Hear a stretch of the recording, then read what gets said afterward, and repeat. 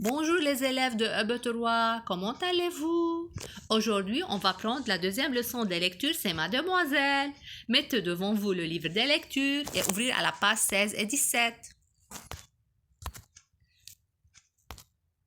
L'objectif de cette leçon, c'est savoir lire et comprendre un texte, savoir dégager le personnage principal, le personnage secondaire, le lieu et le temps, et reconnaître le problème et trouver la solution.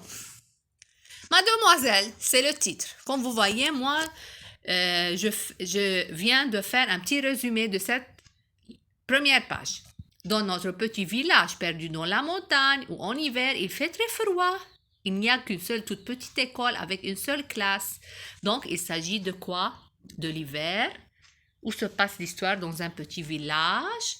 Donc, M. Gérard, l'instituteur, c'est-à-dire le professeur, y a enseigné pendant plus de 25 ans aux 4 ou 5 enfants du village. Mais voilà, au début du mois de septembre, M. Gérard a fait le tour des maisons pour dire adieu à toutes les familles avant de partir pour toujours. Donc, M. Gérard a enseigné pendant plus de 25 ans. Un jour, il a décidé de quitter cet village. Il a fait un tour pour dire adieu à toutes les familles. C'est Mademoiselle qui est venue remplacer notre ancien instituteur. Nous l'appelons Mademoiselle car nous sommes encore petits et que nous ne savons pas son nom.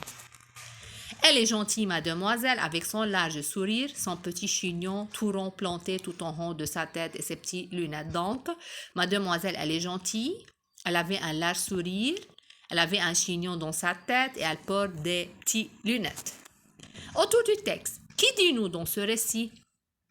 Ah, bien sûr, ce sont les élèves qui disent nous. Ah, très bien. Quel est le personnage principal? Quels sont les personnages secondaires? L'école de ce village ressemble-t-elle aux autres écoles? Et combien de temps M. Gérard a-t-il enseigné dans cette école? Qui a remplacé M. Gérard? Compare tes réponses à mes réponses. Donc, qui dit nous dans ce récit? Bien sûr, ce sont les élèves qui disent nous. Très bien, les élèves de EB3. Quel est le personnage principal? Bravo! Le personnage principal, c'est Mademoiselle, bien sûr. Quels sont les personnages secondaires? Très bien, les personnages secondaires sont Monsieur Gérard et les élèves. L'école de ce village ressemble-t-elle aux autres écoles? Bien sûr, non, elle ne ressemble pas aux autres écoles. Combien de temps Monsieur Gérard a-t-il enseigné dans cette école? Il a enseigné dans cette école 25 ans. Qui a remplacé Monsieur Gérard? C'est Mademoiselle qui a remplacé Monsieur Gérard.